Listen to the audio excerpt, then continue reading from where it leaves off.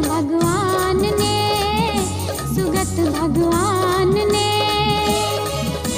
दया प्रेम करुणा की छाया सारा जग महकाया सुगत भगवान ने, सुगत भगवान ने।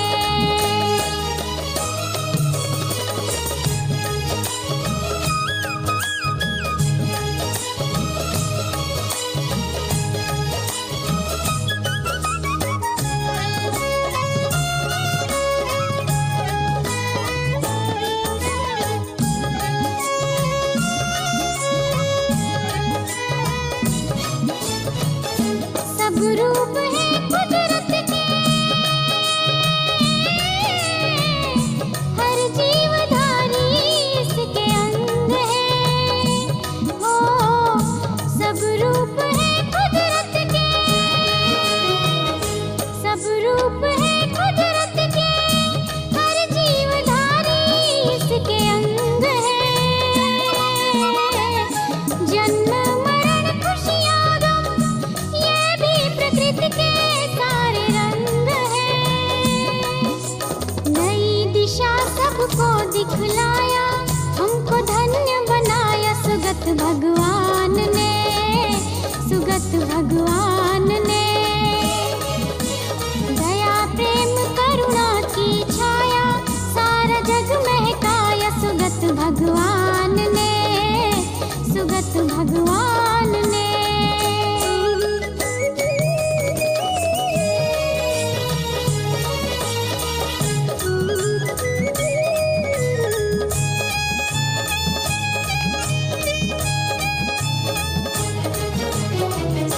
नश्वर जगत ये सारा इस सत्य को ना तुम भुलाइए। हो नश्वर जगत ये सारा, नश्वर जगत ये सारा इस सत्य को ना तुम भुलाइए। आपस में भाईचारा सद्भाव बंधुत्व बढ़ाइए। जीने का उद्देश्य बताया, मन के देश मिटाया सुगत भगवान ने, सुगत भगवान ने। दया प्रेम करुणा की छाया सारा जग महकाया सुगत भगवान ने, सुगत भगवान ने। हम सबको सद्मार्ग दिखाया, ज्ञान सुधा बरसाया सुगत भगवान ने, सुगत भगवान ने। दया प्रेम करुणा की छाया सारा जग महकाया सुगत भगवान ने, सुगत भगवान ने।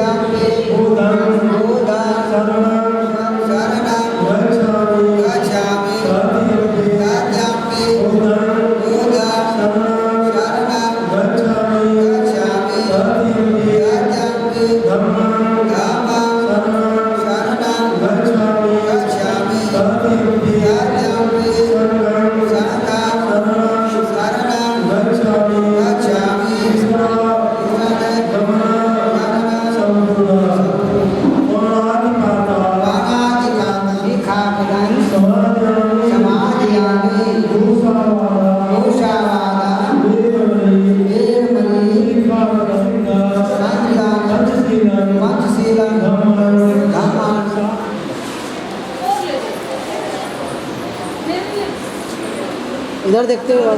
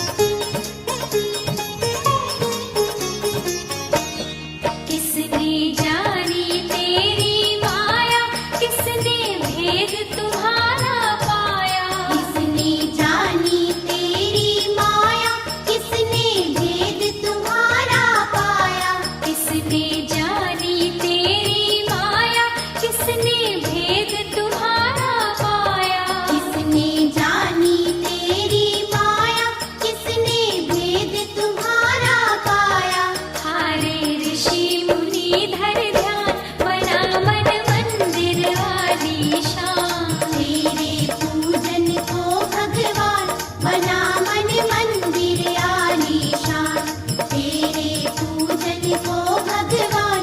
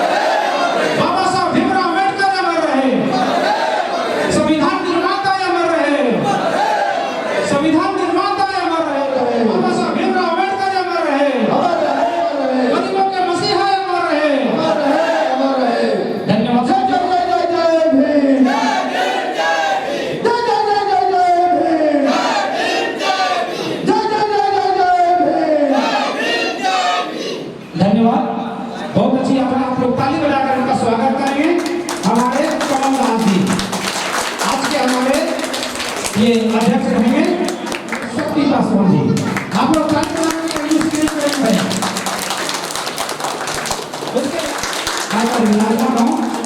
मंचा सिन्हा हमारे विज्ञान जी देवघर से चल करके आए हैं। बहुत बहुत वेलकम है, बहुत बहुत स्वागत है सर आपका। भीड़ के एक बहुत ही जाने माने कार्यकर्ता है, प्लस आपका सहायक शिक्षक के लिए महासचिव भी है भीड़ जिला के, इसलिए इनका भी वेलकम है, इनका भी स्वागत है। दिगंबर प्रसाद वर्मा जी, इनका भी हम स्वागत करते हैं, वेलकम करते हैं इस कार्यक्रम में।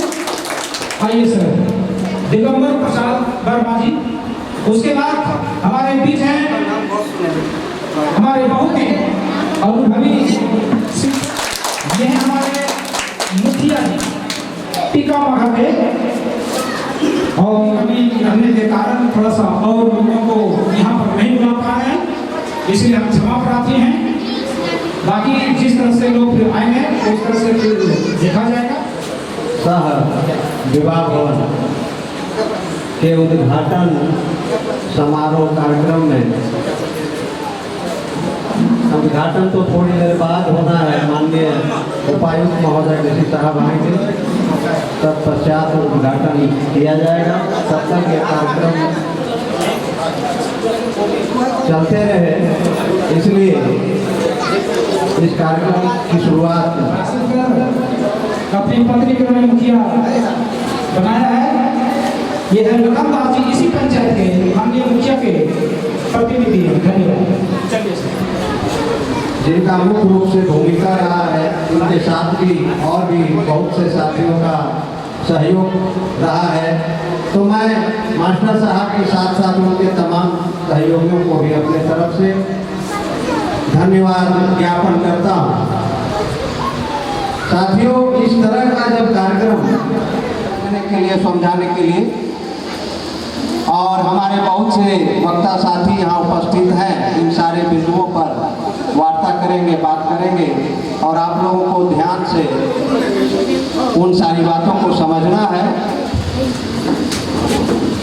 बहुत बहुत आभार सर। इसलिए पहले ही थोड़ा सा हम आग्रह कर लेते हैं कि बहुत ही संयमित शब्दों में और बहुत ही संक्षिप्त शब्दों में अपनी बातों को रखेंगे। तत्पश्चात हम अपने संगीत साथियों को आमंत्रित करेंगे। धन्यवाद। साथियों,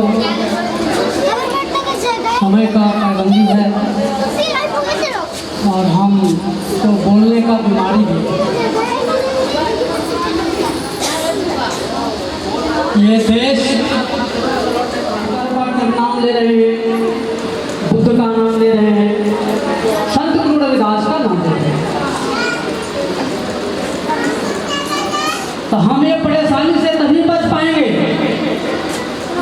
जो हमारे महापुरुषों का हत्यारा है। जब हम उसको नहीं पहचान पाएंगे तो असंभव है हम परेशानी से बच पाएंगे। संत गुरु रविदास का हत्या किसने किया? इस उम्र में हम भी पकड़ लिए हैं, लेकिन जो हत्यारा है हमारे लोग उसको भी बुलाते हैं। तो सचमुच में आप परेशानी से कभी नहीं बच पाएंगे। बाबा साहब का भी वास्तविक मृत्यु नहीं है, हत्या है। इन हत्यारों को हम नहीं समझ पाएंगे। अशोक सम्राट भी किया था, लेकिन जब कलिंग युद्ध हुआ, एक ऐसी रानी के चक्कर में पड़े, पूछने लगे कि यहाँ कोई बचा है? एक भी पुरुष नहीं बचा है। तलवार फेंक दिया। उन्होंने कहा मेरा गर्दन काट दो। वो महिला बोलती है मैंने हत्या के ऊपर हथियार नहीं चलाया। आज के दिन में हमारा भारत में हथियार का कमी नहीं है। हथियारों से युद्ध लड़ा जा रहा है और दुश्मन को भी मार किसको रहे हैं? अपने लोगों को। हम उसको बोलते हैं कायर, कि वो समाज का भलाई तभी होगा जब हमारे लोगों में और कुछ जो पदाधिकारी बैठे हैं उनको भी बुरा लगेगा। लेकिन मैं क्या करूं?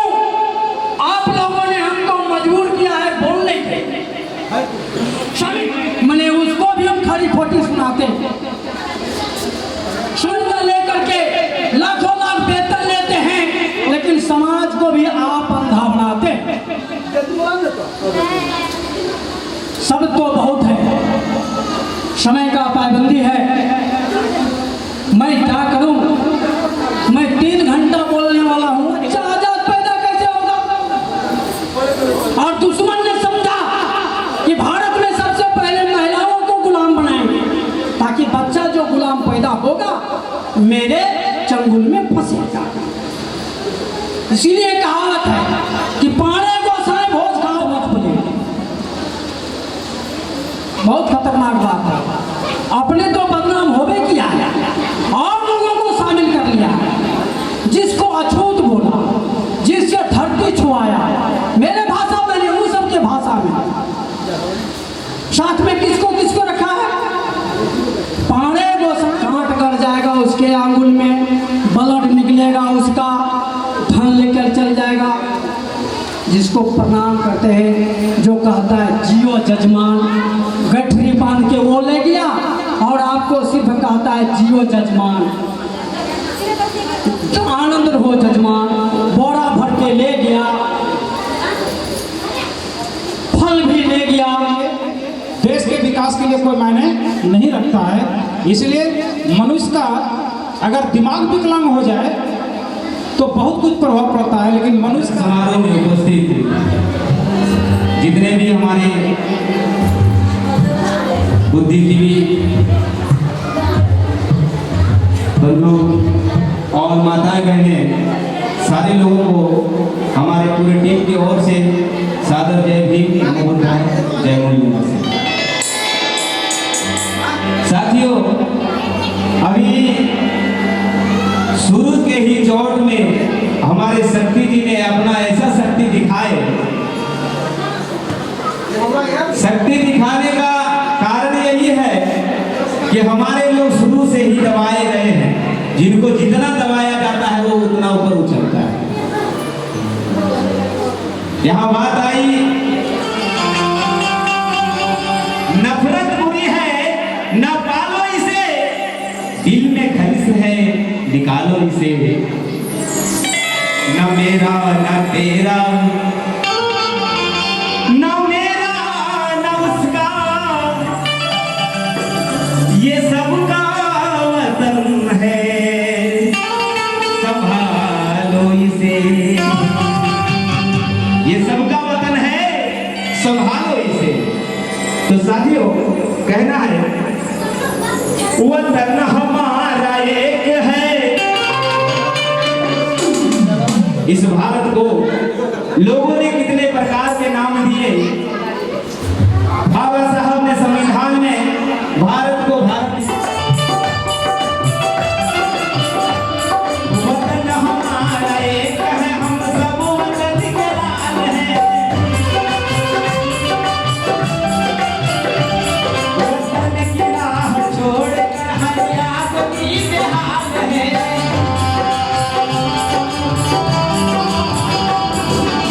वतन हमारा एक है, हम सब वतन के लाल हैं। वतन के राह छोड़कर हर आदमी बेहाल है। वतन हमारा एक है, हम सब वतन के लाल हैं। निगाहों में ये देश भी कमाल है। दुनिया के नक्शे निगाहों में ये देश भी कमाल है। मेरा भारत है महान,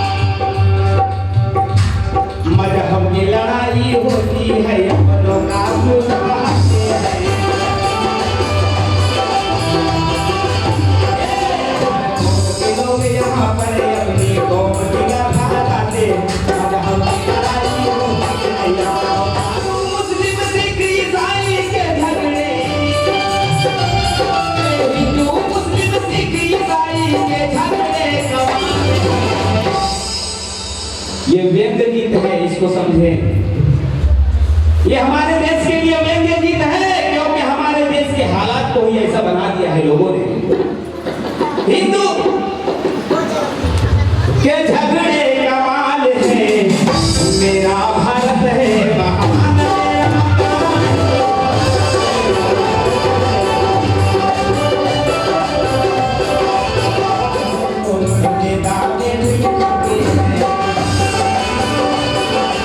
मेरा भारत है महान।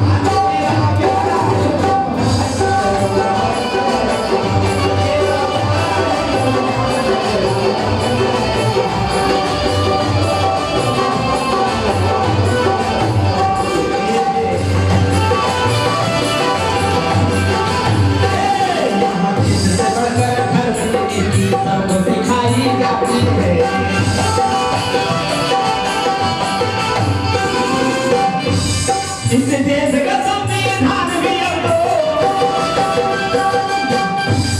इस देश का संविधान भी अब हो रहा है। और बड़े बड़े नेताओं के चापलूसी करने पर लगे हैं, उनके तलवे चाटने पर लगे हैं, और देश को खाई में धकेलने पर भी सहयोग कर रहे हैं। तो आइए कैसे रोज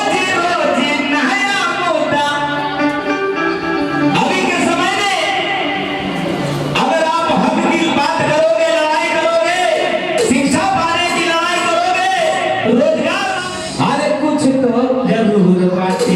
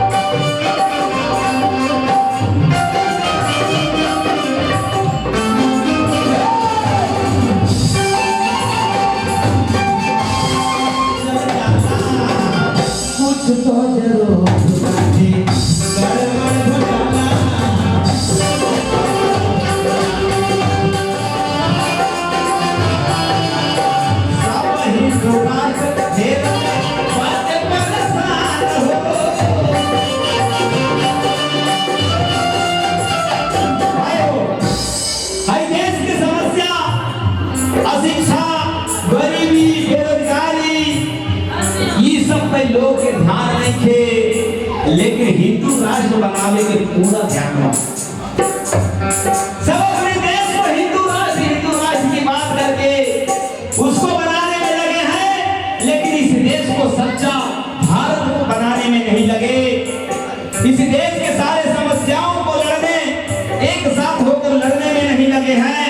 बाकी ये हिंदू और मुस्लिम की मुद्दा को लेकर के आपस में लगे। हाँ, देश के समस्या के होगा समाधान हो।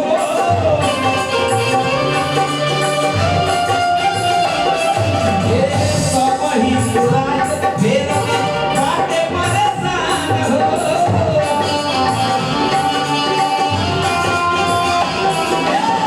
शिक्षा पर रोक लगा के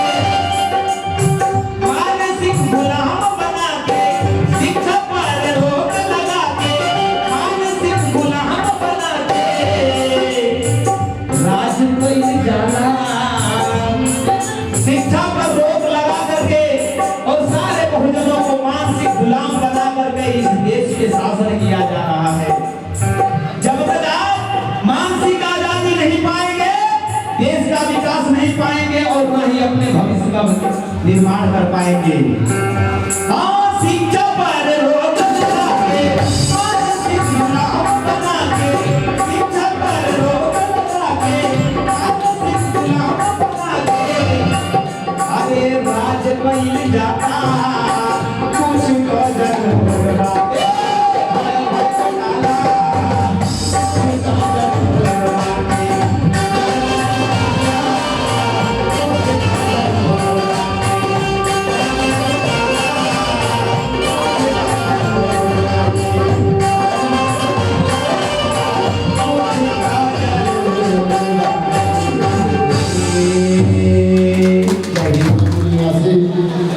और हार्दिक अभिनंदन। साथियों, समय का पाबंद है, हम लोग हिसाब से बोलना होगा, बोलने में तो बहुत ज़्यादा होता है, हम संक्षेप में रखते हैं। आज का जो एक कार्यक्रम और इतना बड़ा जो आलिशान भवन बनाया गया, आप लोगों को लगता होगा ये दीवार का भवन है और डॉक्टर अम्बेडकर का भवन है, पर ऐसा है नहीं, ऐसा नहीं है। ये असल में है उसके जीत के तरफ एक कड़ी जुड़ गया।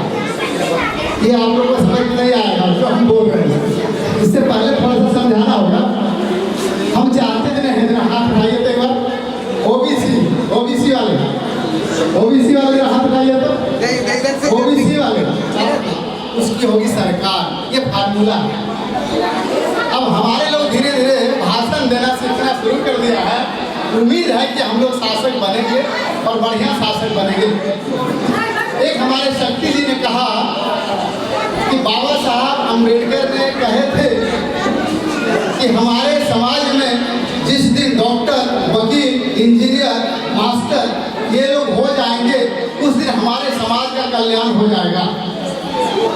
आज हमारे समाज में डॉक्टर भी है, इंजीनियर भी है, आईएएस भी है, आईपीएस भी है, मंत्री भी है, विधायक भी है, सांसद भी है, बहुत सारे लोग हैं, फिर भी हमारे समाज का कल्याण नहीं हो पाया है और हम लोग आज भी संघर्ष कर ही रहे हैं। तो इसके पीछे कारण क्या है?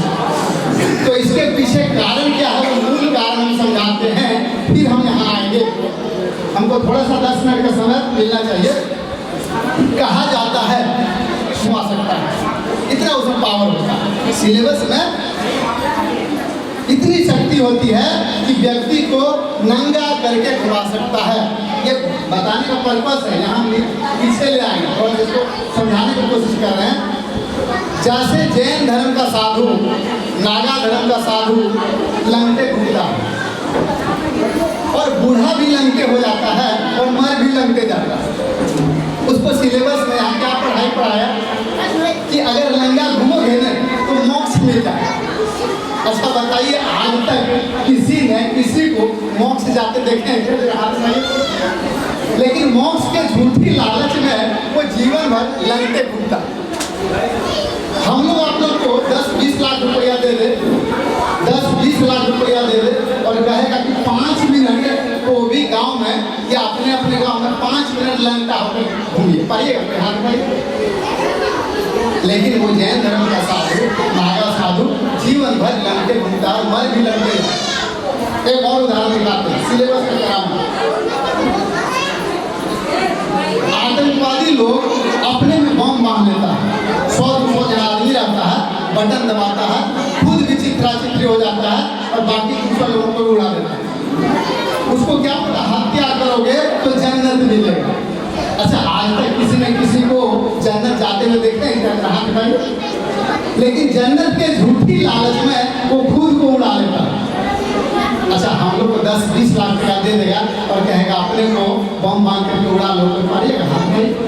नहीं। एक और उदाहरण, हिंदू धर्म में एक पंथ होता है अघोरी पंथ, अघोर लोग होता है। उसको क्या सिलेबस में पढ़ाया? चिता पर जो लाश जल रहा है उसको नोच के खाओगे तो शक्ति बढ़ जाएगी, वो खा जाता है। अपना लैट्रिन खाओगे शक्ति बढ़ जाएगी, वो खा जाता है। मनुष्य के खोपड़ी में खिचड़ी बना के खाओ, शक्ति बढ़ जाएगी, वो खा जाता है। अच्छा, अच्छा यदि शक्ति बढ़ जाती तो पाकिस्तान बहुत बदमाशी कर रहा, चाइना बहुत बदमाशी कर रहा, एक बार कहता ओम फट स्वाहा, पूरा पाकिस्तान जल जाता, पूरा चीन जल जाता। देश में गरीबी, भूखमरी, बेरोजगारी, अशिक्षा, छुआछूत, भेदभाव, ऊंच नीच, जाति पाति, ओम फट स्वाहा सब बराबर हो जाए। पर ऐसा होता नहीं, फिर भी वो शक्ति बढ़ाने के लालच में लहास खा जाता है। हम लोग को आप लोग को 50 लाख टका दे देगा और कहेगा मनुष्य का मांस खाने के लिए लहास रखना पाइए। ठीक उसी तरह से यहाँ चले आइए। शिक्षा महान होती है पर सिलेबस महानतम होता है। शिक्षा से बढ़कर सिलेबस होता है, जबकि सिलेबस का जन्म बाद में हुआ, शिक्षा पहले और सिलेबस बाद में, लेकिन महानतम कौन हो गया? सिलेबस। जैसे भगवान बुद्ध या महामानव बुद्ध महान हो गए, उनके पिताजी महान थे क्या? नहीं थे। बाबा साहब अम्बेडकर महान हो गए, क्या उनके पिताजी भी इतना महान और विद्वान थे क्या? बाबा साहब तो बाद में जाएंगे, पिताजी पहले हो गए। ठीक उसी तरह से शिक्षा पहले हुई, सिलेबस बाद में हुआ, पर सिलेबस महानतम होता है। सिलेबस आदमी को लंगटा करके घुमा सकता है, सिलेबस आदमी को बम बांध कर उड़वा सकता है, शिक्षा सिलेबस आदमी को लाश पिलवा सकता है। ठीक उसी तरह से हमारे लोग जो लोग पढ़ लिख गए, पढ़ा तो जरूर, पर सिलेबस रह गया ब्राह्मणवादियों का, और उसमें सिखाया गया पत्थर को पूजो, 105 किलोमीटर से पानी लाओ और पत्थर पर उझल। हमारे MA BA पास के PhD होकर के फिर भी वही काम कर रहे हैं, और जानवर से नीचे गिरा दिया। जानवर को भी शक्ति होता समझने का, जैसे हिंसा के आगे 5-10 फुट खरगोश दे दीजिए बढ़िया भरा करके, क्या कुत्ता उसको झपाटा मार के पकड़ेगा? नहीं। हम लोग उस जानवर से भी बदतर हैं। जब बिल्ली को मालूम है कि ये मिट्टी का है चूहा, इससे मेरी समस्या, पेट का समस्या समाधान नहीं हो। कुत्ता को मालूम है खरगोश मिट्टी का है, इससे हमारे पेट का समस्या समाधान नहीं हो। हम लोग मनुष्य होकर के भी इतना नहीं समझ